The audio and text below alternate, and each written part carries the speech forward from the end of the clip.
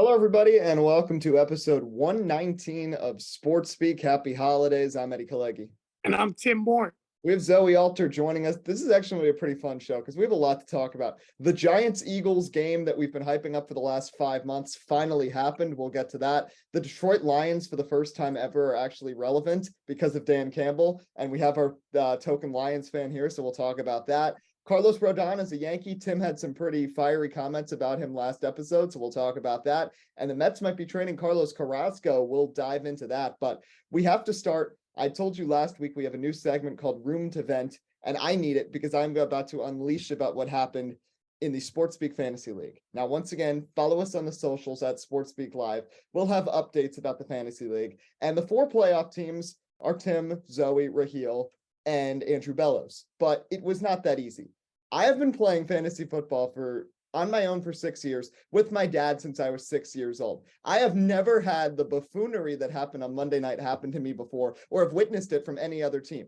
I went into Monday night having an 87% chance to get the 2 seed and win the division, and I ended up missing the playoffs. So this is what happened.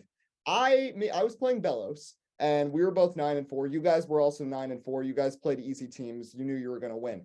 And we knew that Monday night. So essentially, me and Bellows were then playing each other for the last playoff spot. But I have 200 more points than both of you. So I had the tiebreaker. I was going to be the 2 seed. I was going to win the division. I was only going to be behind Raheel. And then I was in the lead. And all I had left was Ramondre Stevenson. And all Bellows had left was the Patriots defense. And as Tim so eloquently said in the group chat, unless Ramondre Stevenson forgets how to play football and the Pats defense pitches a shutout, I have the 2 seed. And that's basically a dramatized version of exactly what happened.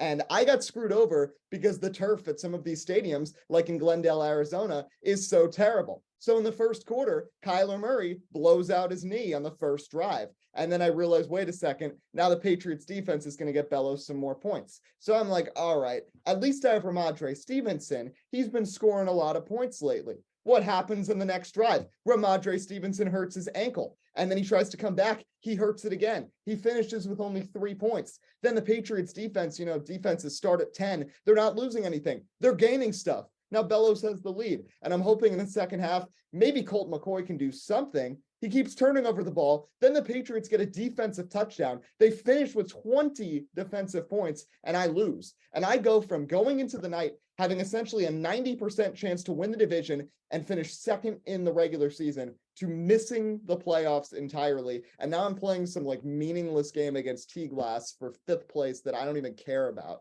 So I got absolutely hosed because they have to fix the turf in Arizona. So I just needed to say that.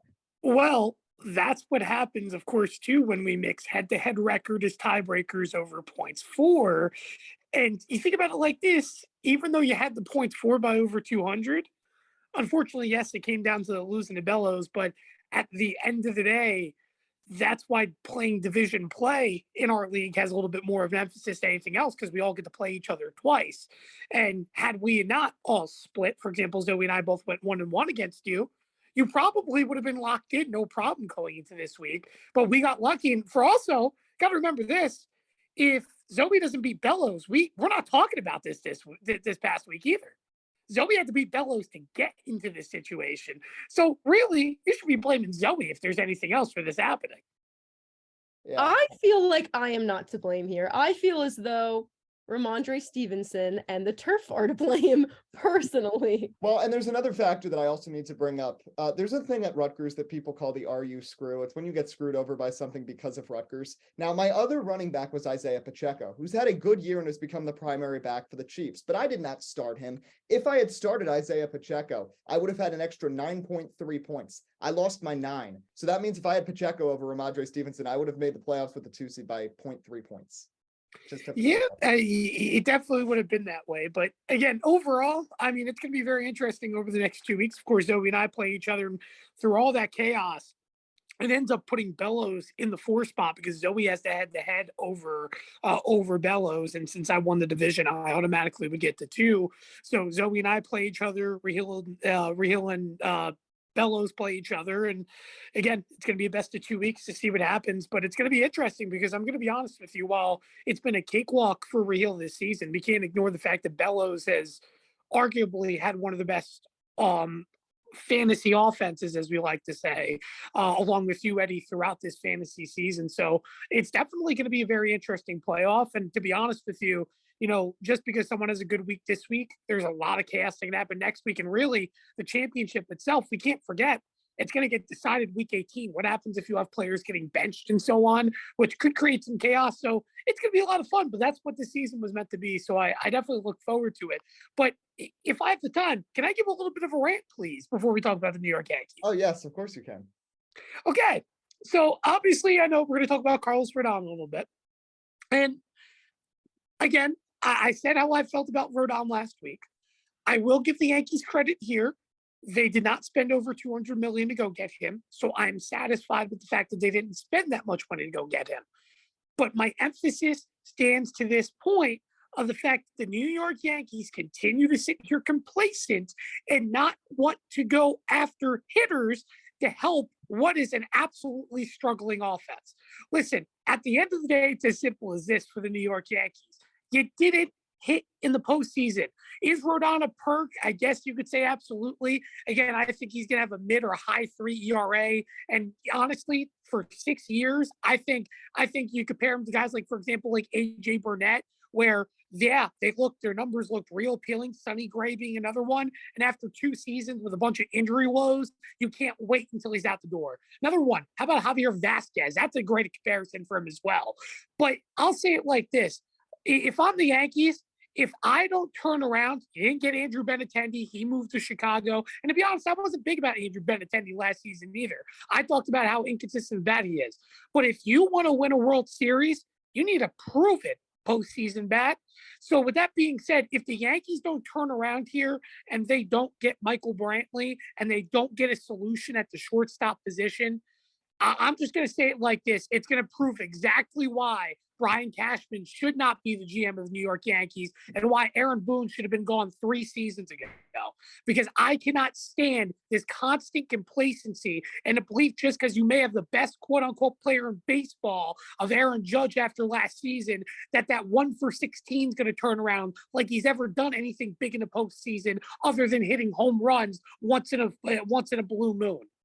It's more than just your big players. Giancarlo Stanton and Aaron Judge cannot carry the New York Yankees in a postseason. It's guys like DJ LeMahieu. If you bring in a proven bat that's around 300, like Michael Brantley, to get runners on base, you set up those big guys for big scenarios. But the Yankees don't want to think big picture, which is why my frustration about the New York Yankees is, listen, they'll make the playoffs this year, but being complacent, let's be honest, they'll probably lose in a wild card round to some fluky team like they've done over the past seasons, just like against Boston 2 seasons ago.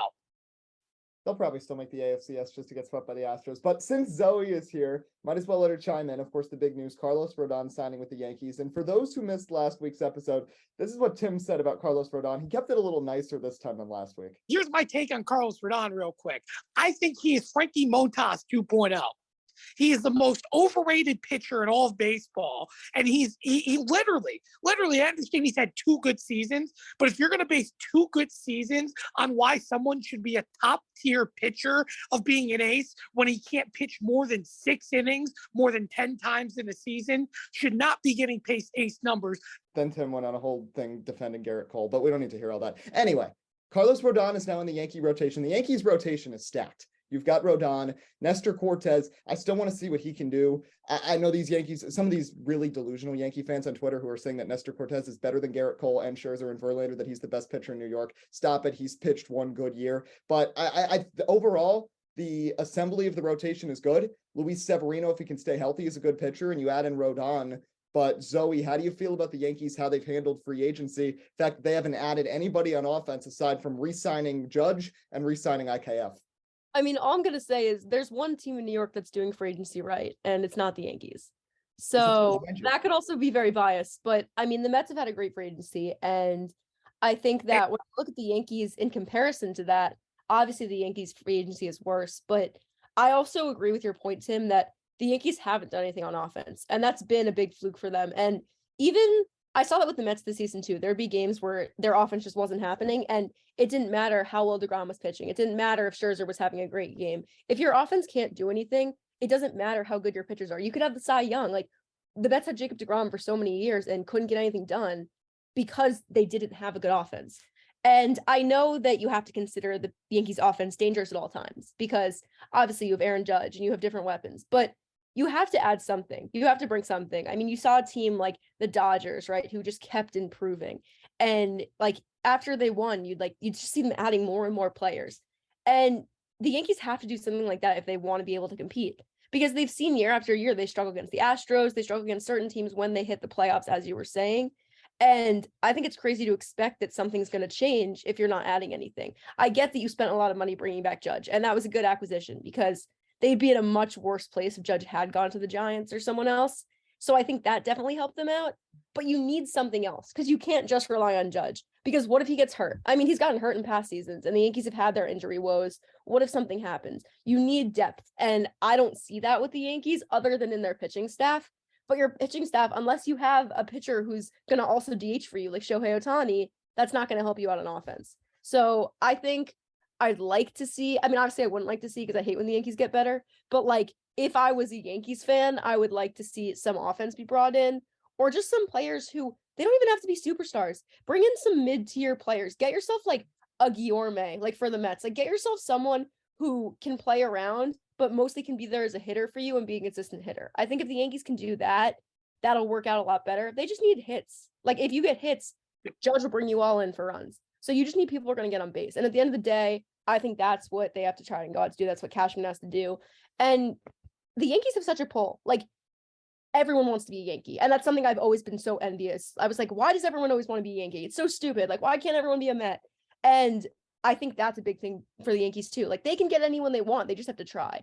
So I think if Cashman puts his foot out there and tries to get someone, I think the Yankees will get someone. They just have to do it. Well, yeah, and they have to go for, like you said, I feel like, and I said this a few weeks ago, the Yankees at times go for names rather than talent. Josh Donaldson being on the New York Yankees right now is a perfect example. You mentioned Michael Brantley.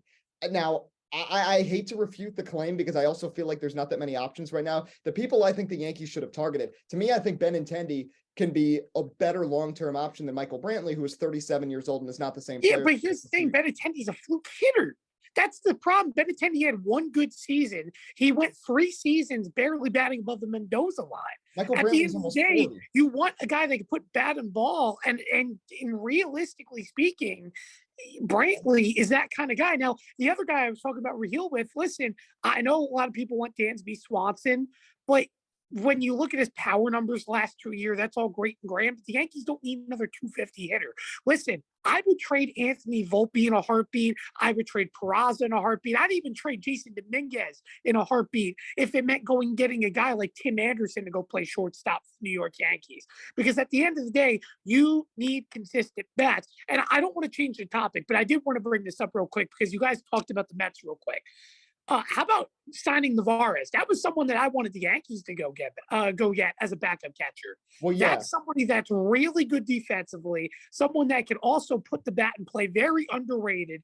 I think that's a big move. But that's, for example, that's signings like that go under the radar that I feel the Yankees are just so missing. And yes, I'm not saying that you have to go get every big free agent, but when you're just re-signing guys and you're not actively seeking and expecting this youth for the New York Yankees, which we all know doesn't have value, Oswaldo Cabrera, I'm going to be honest with you, is going to be Tyler Wade 2.0 in terms of his role. He's not going to have much of a role. The only difference is at best he may be Melky Cabrera flip-flopping around the outfield since he's a switch hitter and not have much usage in regards to being a big player, on an everyday starting lineup. Look at Peraza. I'm not really bought into him, if I'm being honest. I don't understand the hype.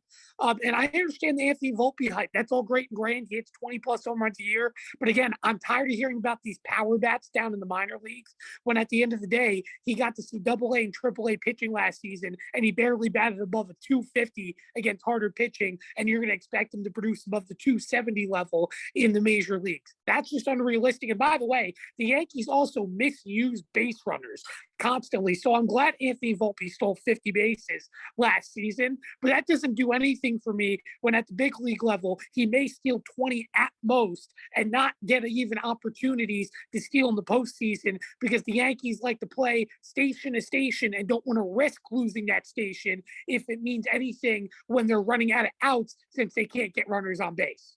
Well, and what I don't understand, well, I don't know for sure.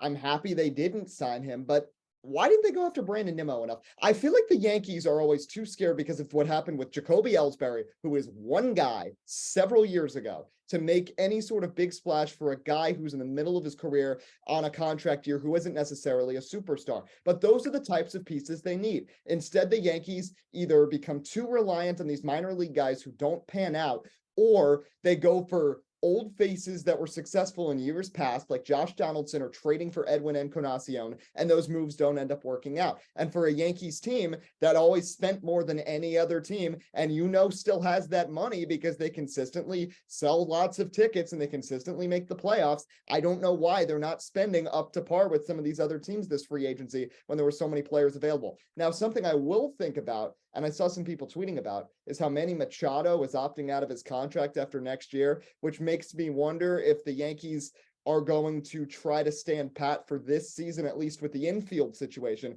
Not saying they shouldn't get an outfielder, because they definitely need to do that, but maybe the shortstop third base thing, they're not really rushing right now because they think they have a real shot at bringing in Manny Machado and giving him a big contract offer next year.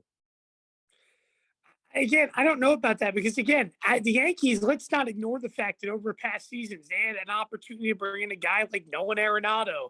Obviously, you look at the Trevor Story last season. Granted, he didn't have the best of first seasons in Boston. The Yankees missed an opportunity on him. I mean, listen, there's guys like JD Martinez, if I'm not mistaken, still out there, which, of course, Giancarlo Stanton's your DH. But the point is, the Yankees have opportunities to go get bats.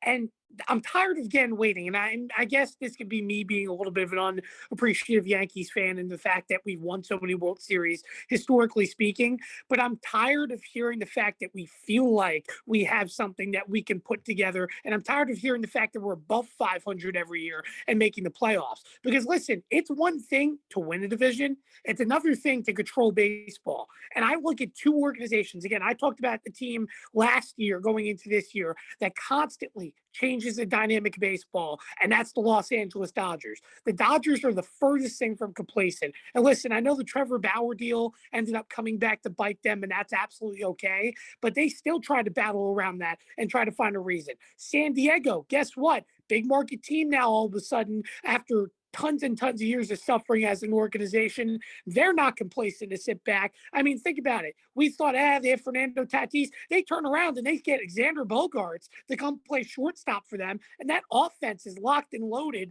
with a very good pitching staff and very well could be a World Series favorite. Of course, we talk about Steve Cohen with the Mets and so on. But the point is that it goes back to my point about the Yankees signing Aaron Judge.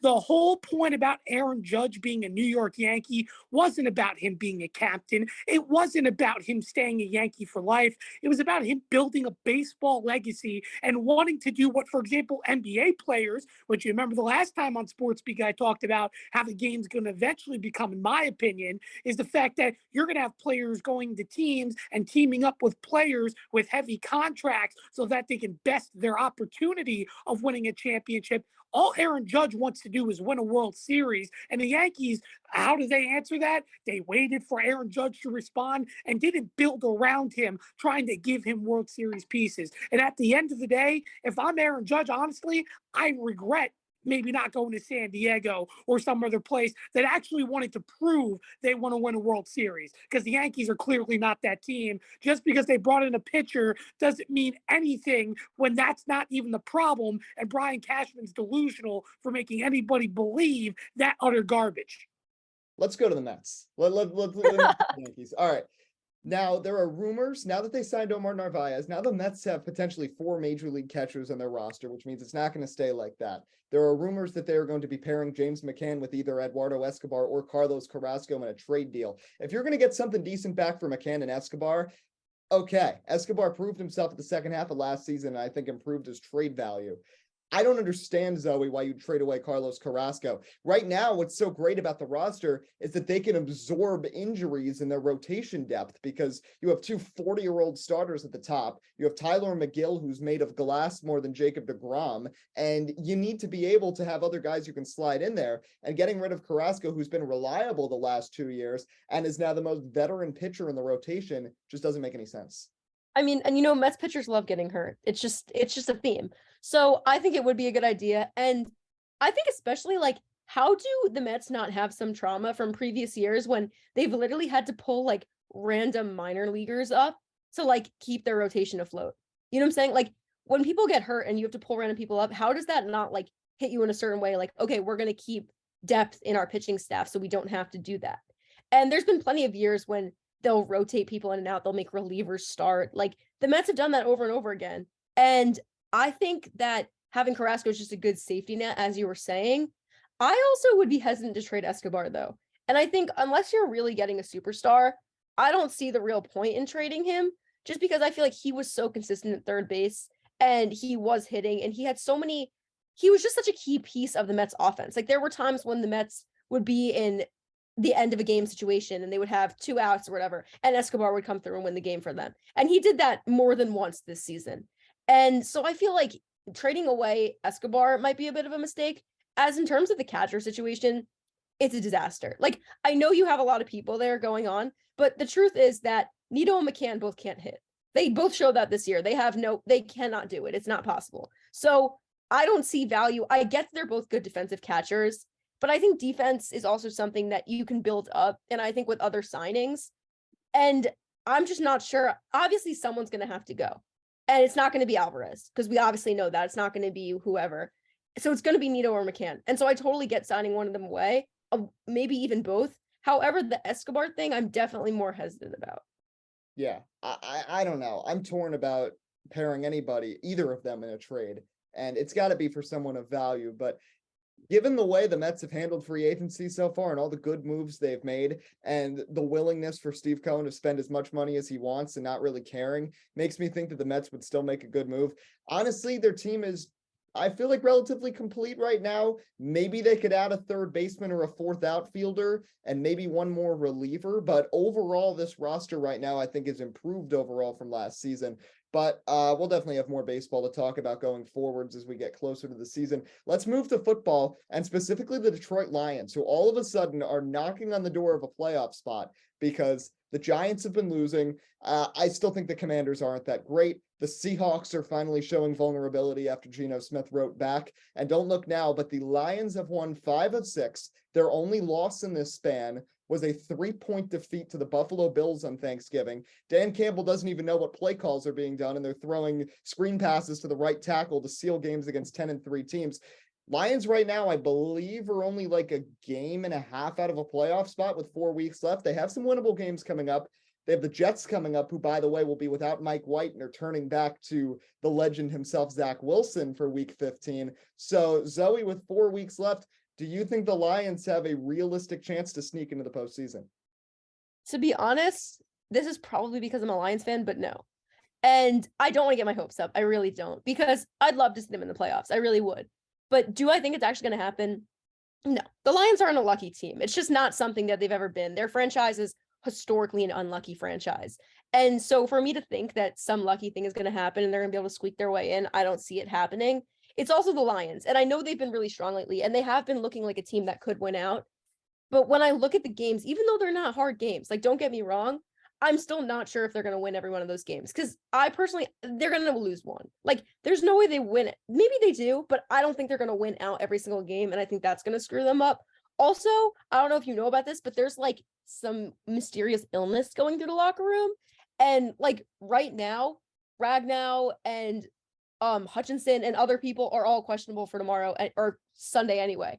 So if the Lions don't have Hutch, like, what's going to happen? And they've been having certain people go down with injuries during the week, less practice time.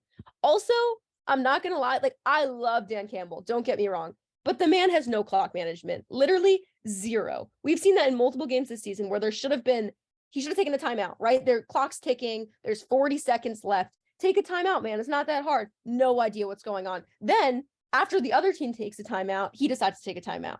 Like, it's just stupid when he decides to take timeouts after the clock ticked down to, okay, we're now down to 6 seconds. I'm going to take my timeout now instead of 25 seconds ago. And so for me, I feel like when games come down to it, in the end, that was something that with like the Bills game, like when games come down to the wire like that, which is going to happen with a team that's fighting for a playoff spot, there's going to be close games. You need a coach who can clock manage. And I love Dan Campbell, and I'm not saying get rid of him because I really like him, but maybe get him an assistant who can do his clock management for him, because in my opinion, I haven't seen that from him. And so although I do have a lot of hope in this Lions team, I don't know if this is the year for it. I think their success started a little bit too late. And I'm loving watching the games. Don't get me wrong. Like, it's amazing. It's so exciting. I've never seen a Lions team like this in a really, really long time, maybe ever. But do I think that that's actually going to like 100% propel them to the playoffs? No. I think it helps that the Seahawks lost. And I'd like to see the Commanders fall apart because I agree. I don't think they're that strong a team. The Giants already fell apart a little bit. But I don't know what's going to happen. Like, the Lions also were a team that can beat a really good team, but then they can lose the easiest game. Like, they could get swept by the Jets. Like, it's the Lions. So for me, I'm still very iffy about it. Obviously, I'd love to see them make the playoffs. But when you ask me if I really think they're going to, I'm going to say no, because I refuse to get my hopes up like that. I will say though, since the last time you were on, and I said that Dan Campbell would make a good high school football coach, they're 5-1. Just have to put that out there. Tim, go ahead. Obviously, has Detroit already landed in New York, or are they waiting till Saturday to do the transition of the flight?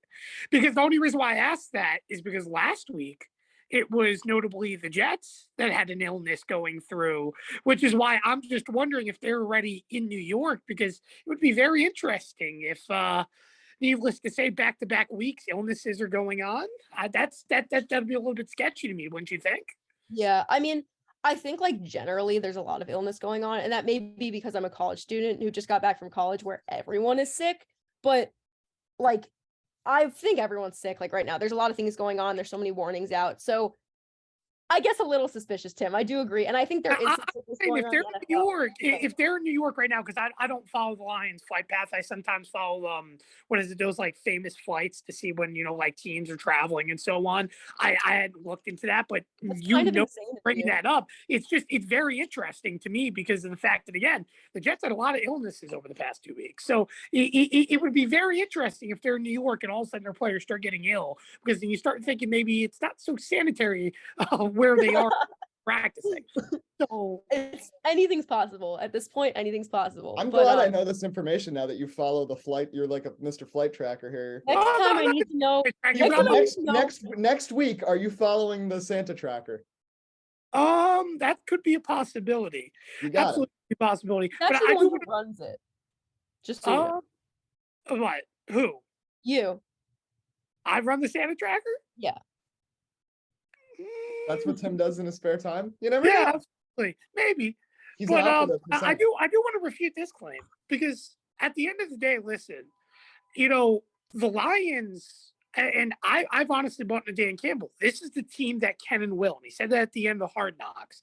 And I truly do believe the Lions have a lot of good football left to play.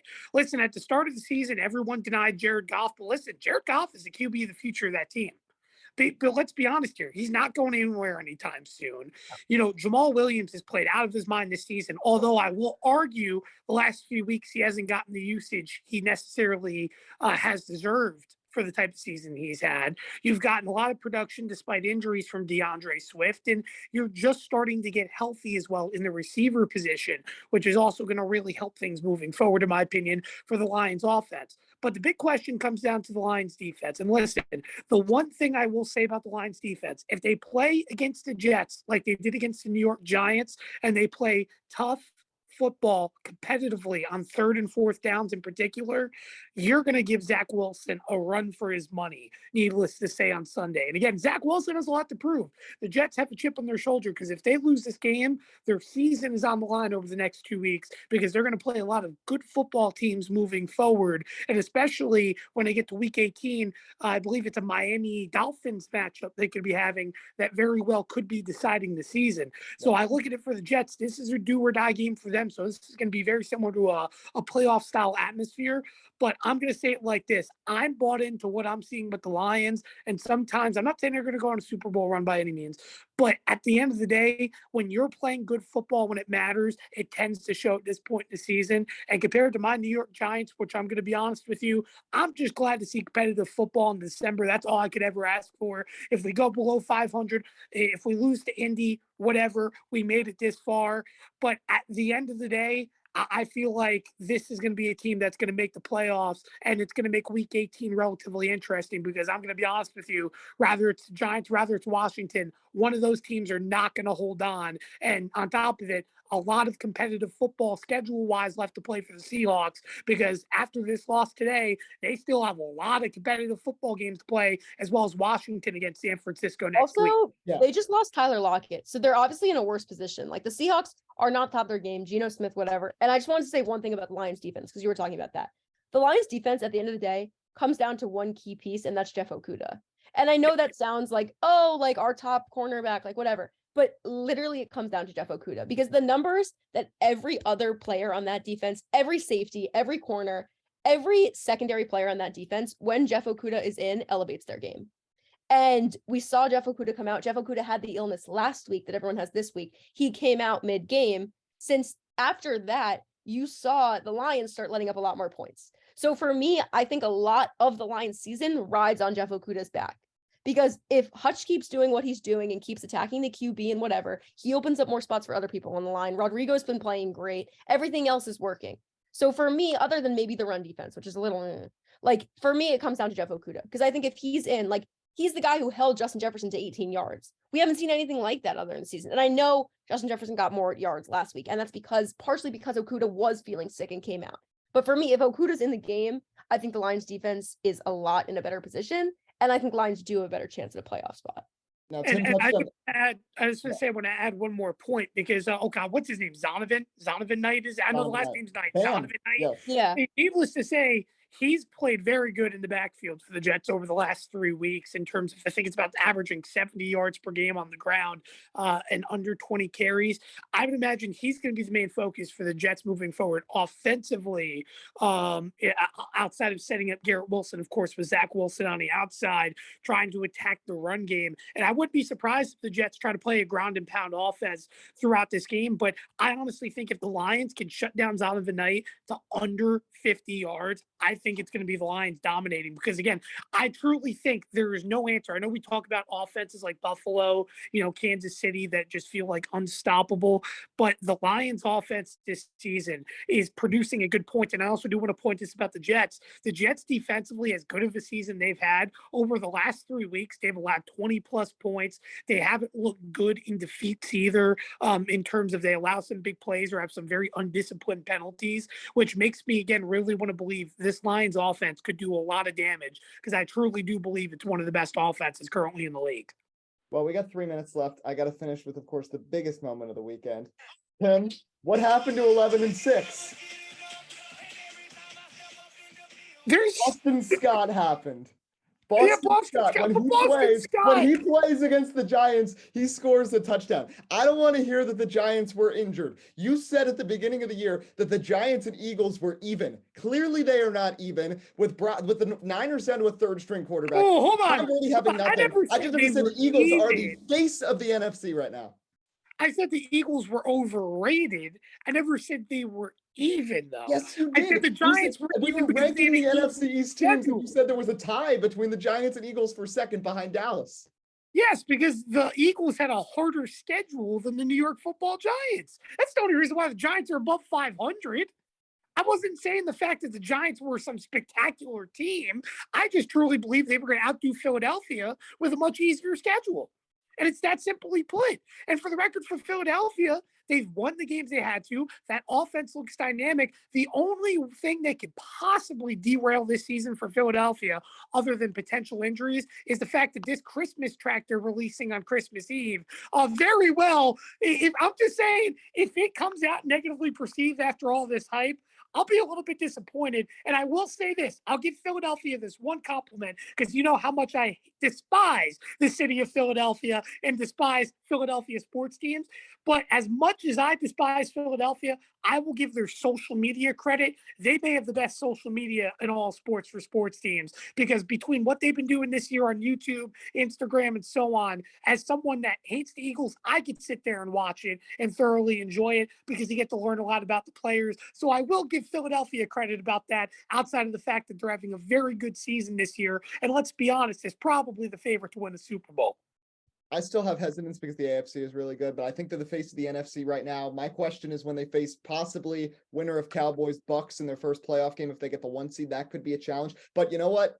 By the way, you mentioned the album. They've been releasing singles already. Those songs are bangers. Their version of Please Come Home for Christmas with Lane Johnson and Jordan Mailata, it's incredible. You got to listen to it. They're releasing the full album on December 23rd, by the way. But the Eagles indeed 48-22 over the New York Football Giants. They play again, final week of the season. That game could have meaning for both teams. It could for neither. It really depends on the next few. It won't if they win this week, though. That's Yeah. all they got to do is win this week, and the Philadelphia Eagles are in very good positioning, because you have to remember the Giants have to play Minnesota too. And I'm not saying the Giants are going to beat Minnesota, but that could be an assisting factor for the Eagles.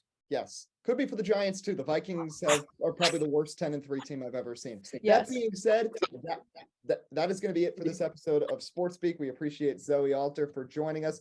Probably no episode next week, so Merry Christmas to everybody. We'll be back after that. Lots of sports coverage. Probably going to talk some NBA next time too. But until next time, I'm Kalegi. And I'm Tim Moore. Signing off as Sports Speak. We hope you have a great rest of your weekend.